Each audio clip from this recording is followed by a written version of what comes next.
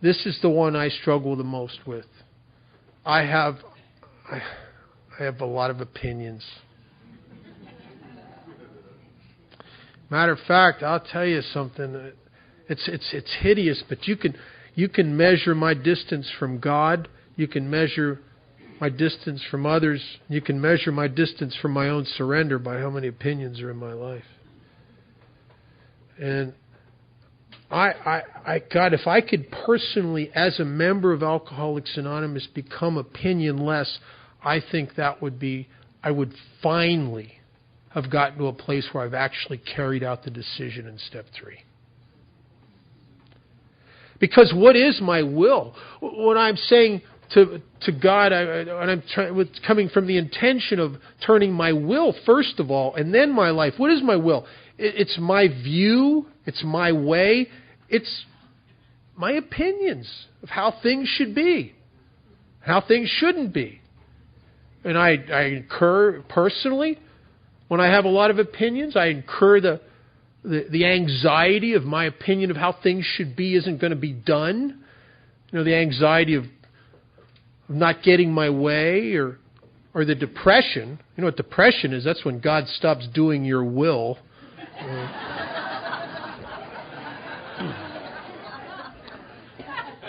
I'm one of those kind of guys, drunk or sober. I can be crushed. There's a line in our book that says we're crushed by self-imposed crises we cannot postpone or evade. And then we have to fearlessly face the proposition God's either everything or He's nothing, either is or isn't. But you know, you can come out of a place like that where God's everything. He is, you know, and I am nothing, and I'm surrendered. And what's the first thing you get back? Your opinion. Some of you may have had this experience. Walking into your home group, or maybe into work, maybe somewhere, maybe going home, walking into the house where there's kids and stuff running around. Walking in there, surrendered. It's all good. It's all good. It's all good. God's in His heaven. Everything is in divine order. And then you sit down, and it's the weirdest thing happens. It's like a key turns in my head. I'll just start noticing things. You know what I mean? It's just this, and I don't notice. If you're like me, this is terrible. I don't notice good stuff. I notice out of line stuff. I notice where people are wrong. I notice, right? And then what happens is that I've joined the ranks of the unsurrendered. There's separation once again between me and you and me and God, because if I'm not happy with you, you're God's first gift to me. I'm not happy with God if I'm not happy with you. Isn't it odd in AA that we get closer to God not by getting closer to God, we get closer to God by getting closer to people? In the 5th step is where it promises the nearness of our Creator. When? After I started to clear away everything between me and God. Or between me and you, rather. And as I clear things away between me and you, what happens is I end up closer to God. Cause and effect.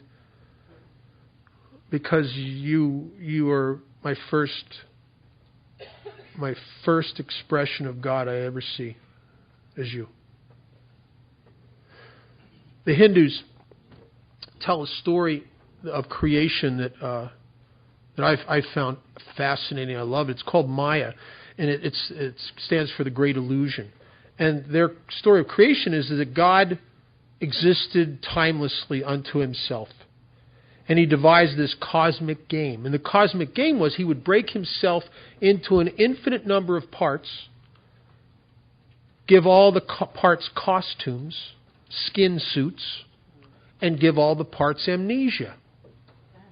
And the game is which parts are going to realize and see through the illusion and realize that they're not separate. They are one with each other and one with God. The Hindus call that enlightenment. We call it a spiritual awakening.